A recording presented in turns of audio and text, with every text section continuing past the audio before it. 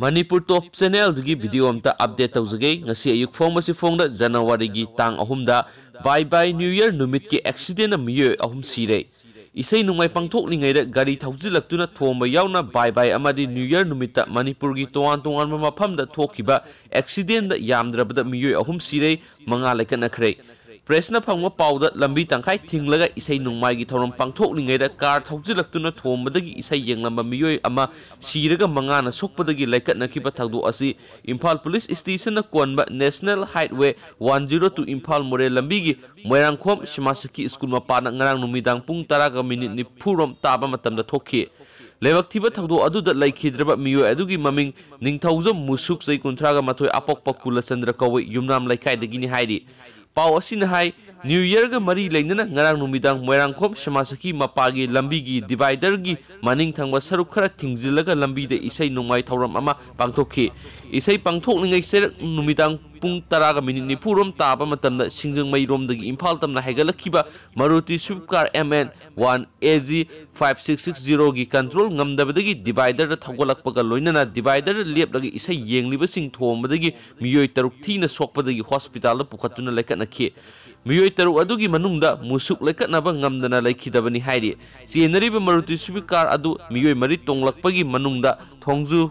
Ningombam laikai digi L Tyson sei kunga mari apokpa L ibom chakauba miyoi ama thorakpane thagdo aduga mari lainana Imphal Police Station na case ama lokhatuna L Tyson jauna miyoi mari ama di car adfare hairi amaromda laikhidraba musuki asi bhaksang asi rims ki mokta postmortem tawraba matungda imung manungi miyoi singna khusina khre hairi atai soklaba miyoi manga adudi Moirangkhom makha Loklau bungdagi khaidem sarangjit singa sei kunthra apokpa khaidem mani Moirangkhom kabui khuldagi kamai paujagai sei yangkhaiga manga apokpa ke maikulung Mahabali kabui khuldagi Das Khan sei taraga tare apokpa Alimudin Phundrai digi Rohit Phundrai mim sei taraga manga apokpa PS Syam amadi Bamo laikai tengki makhongdagi Naurem Rojen singa sei kunga nipan apokpa Giranini miyoi manga asi Ras Medicity Advanced Hospital amadi Siza Hospital aruba phibam da laikatnari hairi amaromda haukiba sahi Englishing ani ga taraga mapan gi aroiba numit December 13 gi nungthil pung 3:30 taba matamda Imphal Police Station na konba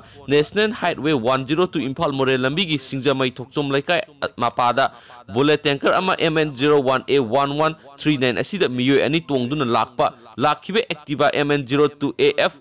3932 Thengai na bada Activa maning da tonglakpa nupi ama sire laikhidraba nupi aduri Imphal West District ki Langmaidong maning awang laikai dagi yumnang ong bikamala sei 38 mapuroiba Subhasandra Kaksingane ma ke asi bhaksang adu rims ki mokta postmortem tawraba matung imung manungi miyoi singna khusina khre hairi nakal amaromda bye bye numit asimaki numidang pung 12 rom taba matamda miyoi ani tonglaga lambida lakhiba Activa ama Moirang Police Station na konba Powerhouse mapada masa matanda accident thoktuna sokpadagi miyoi ama laikanaba ngamdana laikhidre hairi laikhidreba miyoi adudi Kamong Longjam Langoljam maning laikai digi Akhom Binanda singa sei kuntra Gobdon kawe baki asi haksang adu rims ki mokta ngasi postmortem tawraba matungda imung manungi miyoi singna laukre hairi atoppa amana Lamphel Police Station na konba Lamphel Sana Kaithel AG Colony da ngarang ayuk pung 3:30 taba matamda nupa amagi asi haksang taraga lenamle miyoi adu saurangna sei 13 dagi 15 rongi leng oigani hairi asi haksang adu Lamphel Police ki team amana laukhatlaga masak maming khanglu namki damak rims ki mokta thamkre hainasu pausna makata na palli thank you